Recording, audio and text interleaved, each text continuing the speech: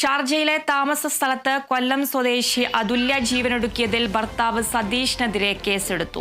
മാതാപിതാക്കളുടെ പരാതിയിൽ ചവറ തെക്കുംഭാഗം പോലീസാണ് കേസെടുത്തത്. വിവരങ്ങളുമായി ഡി ബിനോയ് ചേരുന്നുണ്ട്.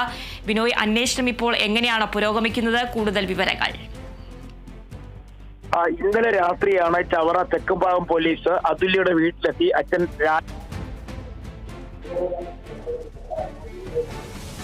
ാണ് കൊലപാതക കുറ്റത്തിനും ഒപ്പം സ്ത്രീധന പീഡനത്തിനും ഒക്കെ കേസെടുത്തിരിക്കുന്നത്.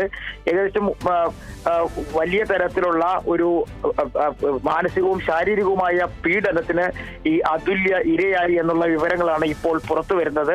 വെള്ളിയാഴ്ച രാത്രിയാണ് അതുല്യയെ തൂങ്ങി മരിച്ച നിലയിൽ ഫ്ളാറ്റിൽ കണ്ടെത്തിയത്. ഷാർജയിലെ കെട്ടിട നിർമ്മാണ കമ്പനിയിലെ എഞ്ചിനീയറാണ് അതുല്യയുടെ ഭർത്താവ് സതീഷ് ശങ്കർ. ഇയാൾ ശാസ്താംകോട്ട സ്വദേശിയാണ്. 11 വർഷം മുമ്പാണ് ഇവരുടെ വിവാഹം നടന്നത്. ഏറെ നാളായി വിദേശത്ത് തന്നെ പണിയെടുക്കുന്ന ആളായിരുന്നു ഈ സതീഷ് ശങ്കർ.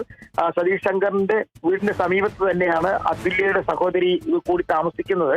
ഈ അതുല്യയുടെ പിറന്നാൾ ദിവസം കൂടിയായിരുന്നു ഇന്നലെ. അതിന് മുന്നോടിയായി അതുല്യ സഹോദരിയുടെ വീട്ടിൽ പോയിരുന്നു. അവിടുന്ന് ഭക്ഷണം കഴിച്ച് ആണ് അവരുടെ അതുല്യയുടെ ഫ്ളാറ്റിലേക്ക് എത്തിയത്. ഇപ്പോൾ പുറത്തു വരുന്ന ദൃശ്യങ്ങൾ അനുസരിച്ച്, അതായത് ഈ സതീഷ് നടത്തിയിട്ടുള്ള ക്രൂരമായ പീഡനങ്ങളുടെ ദൃശ്യങ്ങൾ പുറത്തു വരുന്നുണ്ട്. അത് പകർത്തിയത് അതുല്യ തന്നെ ആയിരുന്നു. കാരണം പലപ്പോഴും വലിയ തരത്തിലുള്ള ആക്രമണം, കസേര കൊണ്ട് അടിക്കുക, ദേഹത്ത് മുറിവേൽപ്പിക്കുക, കത്തി കൊണ്ട് കുത്തി പരിക്കേൽക്കാൻ ശ്രമിക്കുന്ന ഇത്തരത്തിലുള്ള ദൃശ്യങ്ങളൊക്കെ പുറത്തു വന്നിട്ടുണ്ട്. ഈ ദൃശ്യങ്ങളൊക്കെ വെച്ചാണ് പോലീസ് ഇപ്പോൾ കേസെടുത്തിരിക്കുന്നത്. ഇയാൾ ഒരു സ്ഥിരം മദ്യപാനിയാണെന്നാണ് അതുല്യയുടെ അച്ഛനും ബന്ധുക്കളും ഒക്കെ പറയുന്നത്.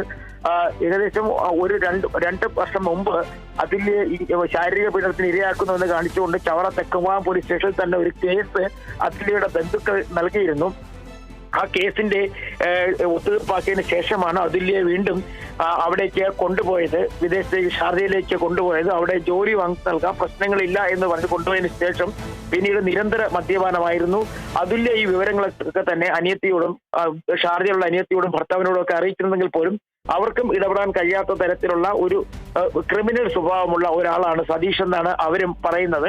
എന്തായാലും അതുല്യയുടെ മരണവുമായി ബന്ധപ്പെട്ട ബന്ധുക്കൾ ഉൾപ്പെടെയുള്ളവ ചിലർ ഇന്നോ നാളെയൊക്കെ ആയിട്ട് ഷാർജയിലേക്ക് പോകും, മൃതദേഹം നാട്ടിലേക്ക് കൊണ്ടുവരും. സതീഷിനെതിരെ അവിടെ നിയമ നടപടികളൊന്നും തുടങ്ങിയിട്ടില്ല.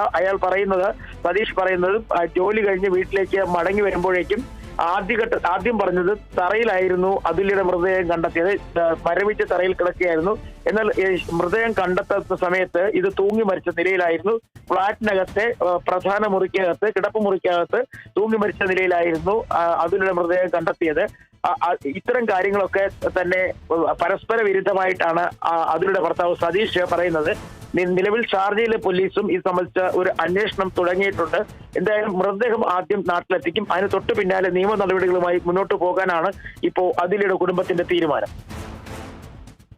ശരി ബിനോയ്, ഷാർജയിലെ താമസ സ്ഥലത്ത് കൊല്ലം സ്വദേശി അതുല്യ ജീവനൊടുക്കിയതിൽ ഭർത്താവ് സതീഷിനെതിരെ കേസെടുത്തു.